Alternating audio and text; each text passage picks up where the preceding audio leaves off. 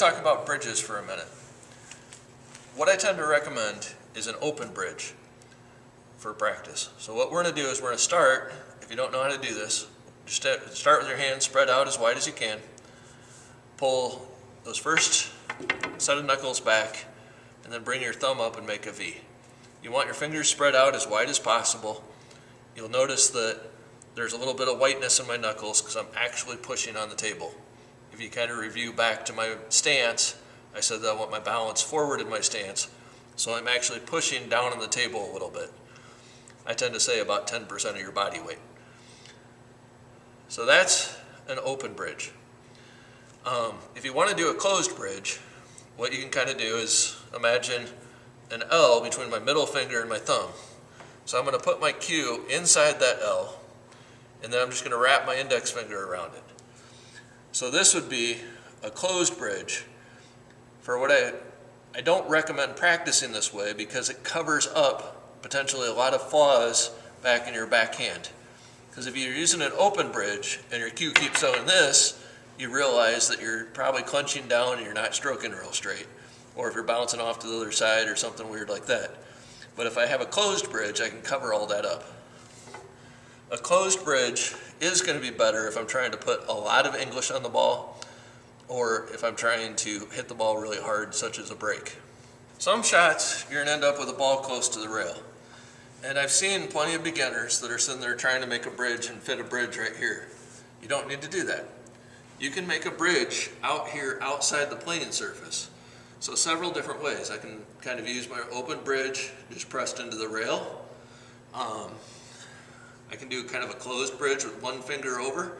If I'm doing that, I tend to try to minimize the obstruction of my eyesight down my shaft, because my shaft is kind of what I'm using to aim with. So I don't want to like have something where I'm totally covering it up or doing something where I can't see as much. I want to kind of minimize how much I'm obstructing that view. Another thing you can do, if it gets out here, is you can do like a horns bridge. You can kind of do like a finger wall and pull one finger back and make a V there. There are several different ways that you can kind of make a bridge outside the playing surface. Another point that I want to make with bridges, and this kind of goes back to one of the other sections, you'll see I said something about a level cue. So what I want to do is make a bridge in such a way that I can keep my cue as level as possible. So you notice my cue is just resting pretty much on the rail. Or if I'm out here outside the rail area, my cue is kind of coming in right over the rail. I don't want to be making a bridge here and then pointing my cue down, because that's going to make me less accurate.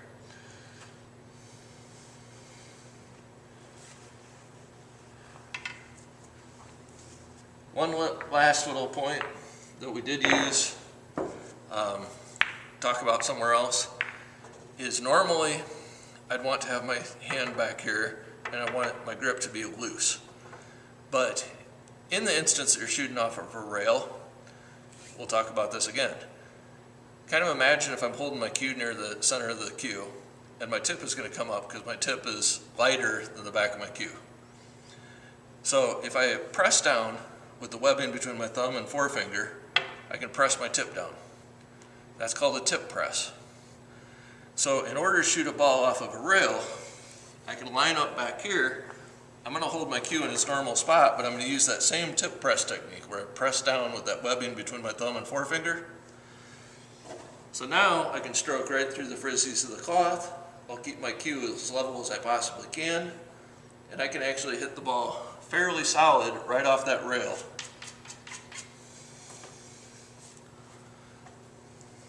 So, set, pause, finish. Set, pause, finish. And notice how hard I'm able to hit off of the rail. These balls are frozen to the rail, and I'm just pressing my tip down so that I have a more solid contact with the ball. So set, pause, finish. So that's kind of how we can make some bridges. What I recommend is that open bridge for most of your practice. And then if you need that closed bridge occasionally, you can use that as well. All right, we'll talk a little bit about grip. Grip is not my favorite term because it kind of insinuates I'm clenching down on this, like how tight can I grip this? That's not what we want. Your grip is a connection to the cue. So your grip is just, you want a nice loose grip, and then the probably single biggest thing I want is to have my grip position in such a way that my forearm is straight up and down if my cue is level. And I'll come back to what that means in a second. But in that scenario, I'm right in the middle of my swing. So my grip position is right there in the middle. And so I'll be at set position, I'm straight up and down. That's in the middle of my pendulum. So I've got plenty of room to draw back, forward, and hit through the ball. Now, what does that mean when I basically say if my cue is level? If I have to do a shot where I'm going to be jacked up for some reason, so say I was shooting over this 9 ball and I still wanted to do kind of a stop shot on this 13 ball. So at this point, if I'm standing in my normal spot and I drop down the way I've been teaching you, about all I can do is hit the top of the ball. I can't reach. So what I'd have to do is step in closer to the ball. So now I'm elevated in this plane of my shot. So at this point, I'm going to step up closer to the table and I'm going to lean forward. And now my grip position is actually in the middle of my pendulum, but my whole geometry has been turned up. So now I'm looking at my elbow being at about 90 degrees. So at that point, I can still draw back and stroke through, and I'm in the middle of that swing. I'm in that sweet spot where my tip velocity, I'm hitting through the ball and can actually make a decent stroke on the ball.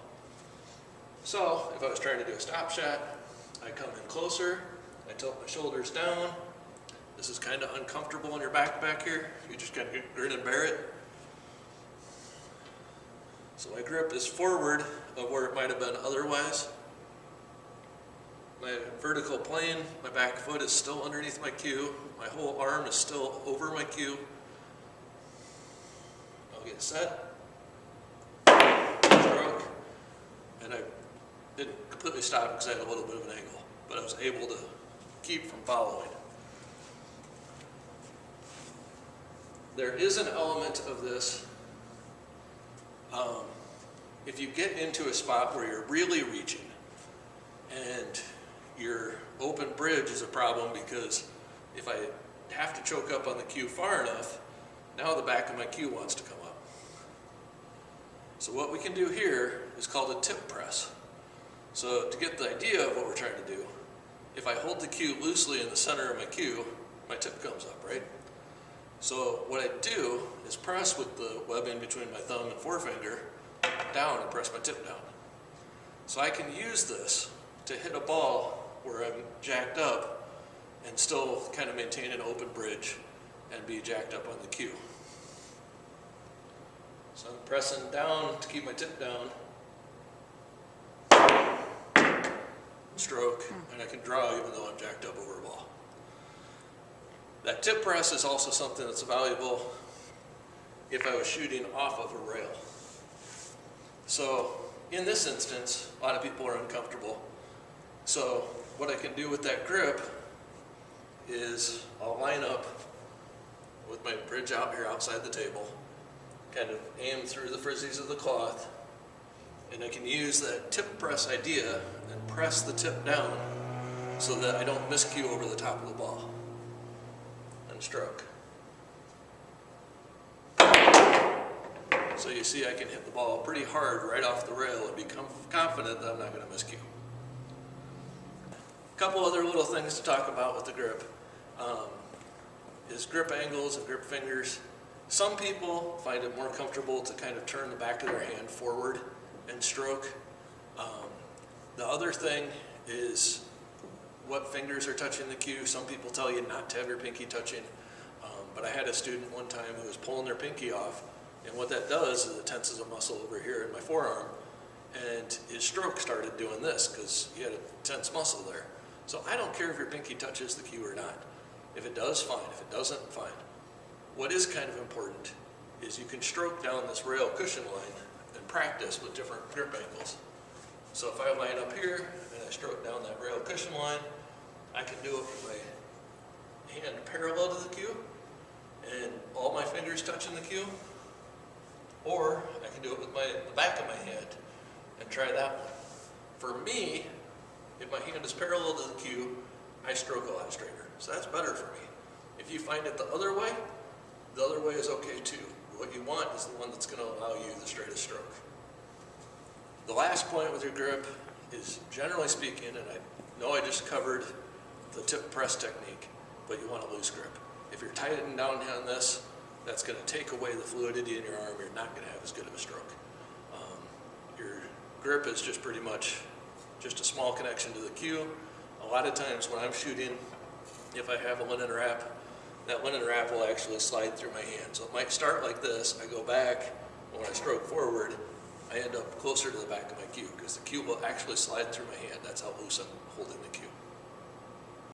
So please like and subscribe to this video series, and go through the videos and work on each individual point and try to give yourself the best stroke that you can possibly have.